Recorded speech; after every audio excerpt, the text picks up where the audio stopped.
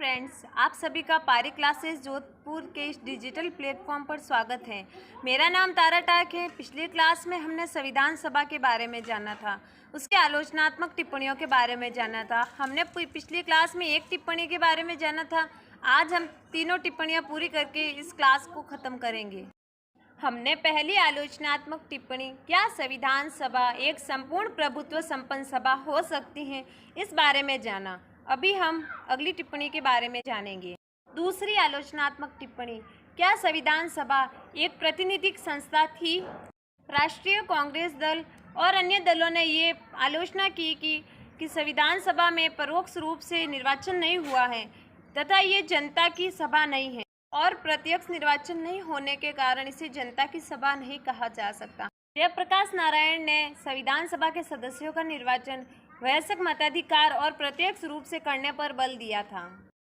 Cabinet mission को तात्कालीन परिस्थितियों के कारण अपनाया गया था ताकि देश में एकता बनी रहे। आज़ादी के बाद या पहले उपद्रव ना हो, लड़ाई झगड़े ना हो, आतंकवाद ना फैले, इसलिए कैबिनेट मिशन को अपनाया गया था। यदि सदस्यों का निर्वाचन प्रत्यक्ष रूप से होता तो इसका स्वरूप कम या अधिक हो सकता था। तात्कालीन परिस्थितियों में सबसे प्रमुख दल कांग्रेस ने संविधान सभा को अधिकाधिक प्रतिनिधि देने की चेष्टा की। इन कारणों के कारण उपयुक्त विचार सैद्धांतिक दृष्टि से तो सत्य है, लेकिन व्यवहारिक दृष्टि से असत्य है। संविधान सभा में कांग्रेस के नेता पंडित जवाहरलाल नेहरू, सरदार पटेल, मौलाना आजाद, डॉक्टर राजेंद्र प्रसाद, चक्रवर्ती राजगोपालाचारी, पंडित गोविंद वल्लभ पंत, लाल गोविंद खेर, बाबू पुरुषोत्तम टंडन, श्री के.एम. मुंशी और जे.बी. कृपलानी आदि कांग्रेस के नेता थे। प्रारूप समिति के सदस्य doctor Ambedkar, A K. Iyer, N G. Iyengar, K. Santhanam, M R. Jayakar, Sachchidanand Sinha, Shyam Prasad Mukherjee, B. Shivrao, doctor Radhakrishna, K T. Saha, M C. Mukherjee और हृदयनाथ कुंजरू आदि प्रारूप समिति के सदस्य थे। विधानसभा में अल्पसंख्यक वर्ग के कितने सदस्य थे, आइए अब हम जानते हैं। नेपाली 1, सिख 5, फारसी 3, ईसाई 7, आंग्ल भारतीय 3, जनजातियों में 5 और अनुसूचित जनजातियों में 33, मुस्लिम वर्ग में 31 सदस्य थे। संविधान सभा में सदस्यों की सदस्यता को जानने के बाद ये स्पष्ट होता है कि संविधान सभा एक प्रातिनिधिक संस्था थी। तीसरी आलोचनात्मक टिप्पणी थी कि क्या संविधान सभा को एक लोकप्रिय अनुवृत्ति प्राप्त थी। आलोचकों का कहना था कि यदि संविधान सभा में प्रत्यक्ष निर्वाचन संभव नहीं था तो संविधान सभा को जनता के समक्ष प्रस्तुत करना जरूरी था और जनता के समक्ष प्रस्तुत करने के बाद ही संविधान सभा को पारित करना था। लेकिन भारत की 17 करोड़ की जनता का जनमत संग्रह करने के लिए अत्यधिक खर्च और कष्ट उठाना पड़ता और अगर जनमत संग्रह हो भी जाता तो संविधान पर इसका कोई असर नहीं पड़ता। प्रत्यक्ष निर्वाचन संभव नहीं था, इसलिए संविधान सभा को एक लोकप्रिय अनुवृत्ति प्राप्त थी।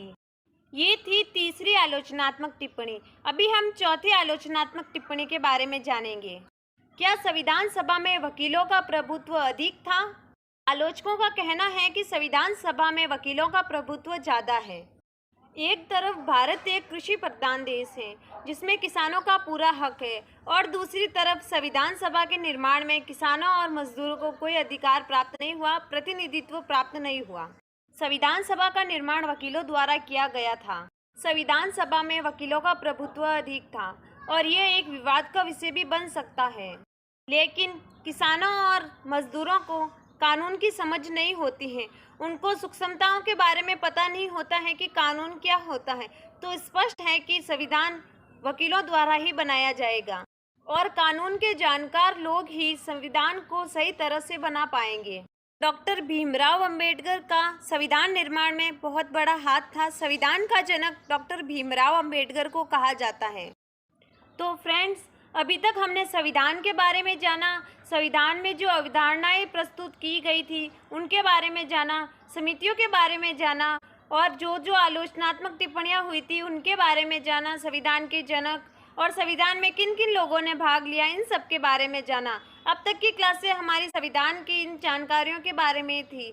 अगली क्लास में हम भारतीय संविधान की विशेषताओं के बारे में जानेंगे। तो आप हमारे चैनल को सब्सक्राइब करना ना भूलें। अगर वीडियो पसंद आई हो तो लाइक ज़रूर करें। मेरी इंस्टाग्राम आईडी है तारा सितारा, आप वहाँ पर भी मुझे फॉलो कर सकते हैं। वीडियो को लाइक करना ना भूलें, शेयर करना ना भूलें। सभी लोगों को संविधान से रूबरू करवाएं और इस वीडियो को ज़्यादा से ज़्यादा शेयर करें। धन्यवाद।